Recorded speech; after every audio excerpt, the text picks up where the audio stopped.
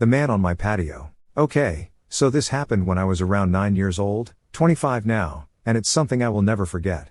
It gives me goosebumps to this day. I live in a terraced house, 4 houses combined, and my neighbors and I each have our own little patio. There's a small road 10 meters from my yard where people do their Sunday walks and so on.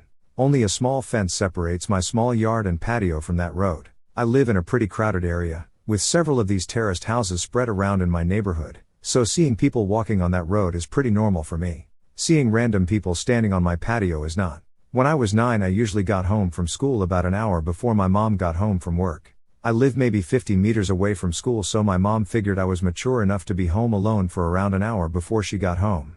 This one day I got home from school. I did the usual thing, which was to make sure I locked the front door, and double-check that the back door leading to the patio was also locked. I was 9, being alone was a little scary even though it was in the middle of the day and only for 1 hour. I then rushed to my room upstairs to play as much PlayStation as possible before my mom came home and made me do homework. While playing, I heard this noise coming from outside my window. My room was located 1 floor over the patio, with a view to the road I told you about before. It was kinda like the sound of a cat. But my cat had been missing for over 3 months. Hope sparked and I thought, OMG, did he finally come back? I ran downstairs to check if it was my cat, but the sight that met me gives me goosebumps just writing this. There was a guy standing on my patio. A tall guy with black hair covering half of his eyes, making him look like a male version of the Ring women or something.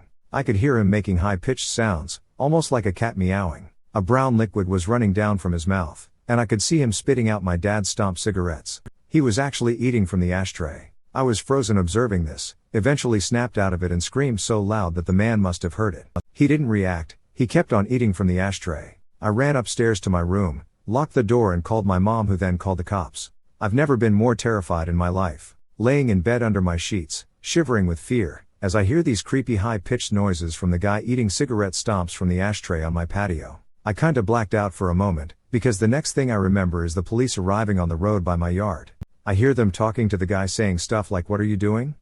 Get over here or we will come down and arrest you," and so on. He didn't respond, but the high-pitched sounds was more frequent and louder. I decided to look through the window, feeling safe now that the cops were there. I could see 2 police officers standing by my fence, 1 man and a woman. I did not see the creepy man, however, because he was standing directly 1 story under me in my field of view. The police jumped the fence, and I remember hearing the creepy guy screaming louder than anything I've ever heard before. He charged the female police officer with full force, and he fucking knocked her out cold. The male officer then immediately tased the guy, leaving him shaking on the ground, screaming still. The policeman struggled to keep him on the ground while putting handcuffs on him, but eventually made it. After a while he managed to wake up the female police officer, who seemed to be badly hurt. He called for backup and an ambulance, and then he sees me standing in the window above him.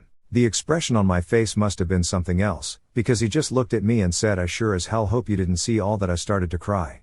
By this time neighbors started to arrive wondering what the hell was going on. One of my neighbors, an elderly woman, made me come down and she took care of me until my mom came back home. The police took the creepy guy with them in the car and left.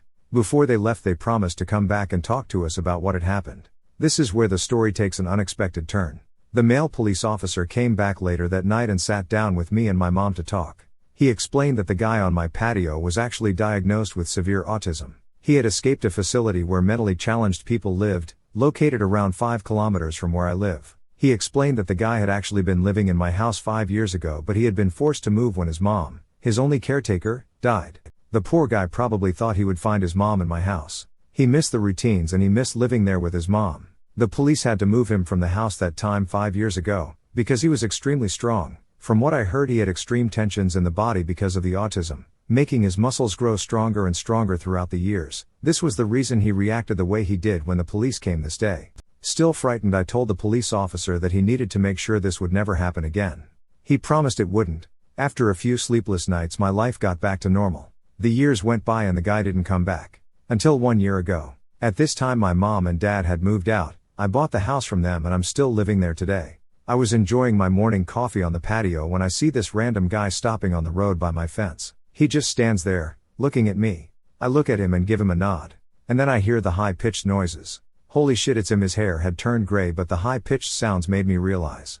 My heart started racing and I instantly remembered the reason why he was back. I realized that he must have managed to escape again. Because I kept my cool a bit longer than when was 9, I started to realize how sorry I felt for the guy. 16 years later, and he was back to look for his mom.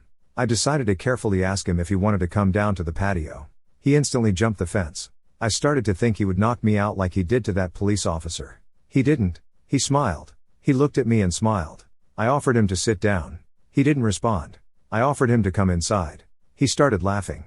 We went inside. His face lit up, pure joy. He was home. It reminded him of the life he had with his mom.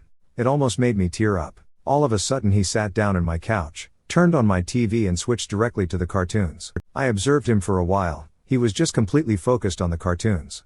I just wanted him to enjoy the moment, so I didn't say anything to him. I realized I had to call the facility to let them know.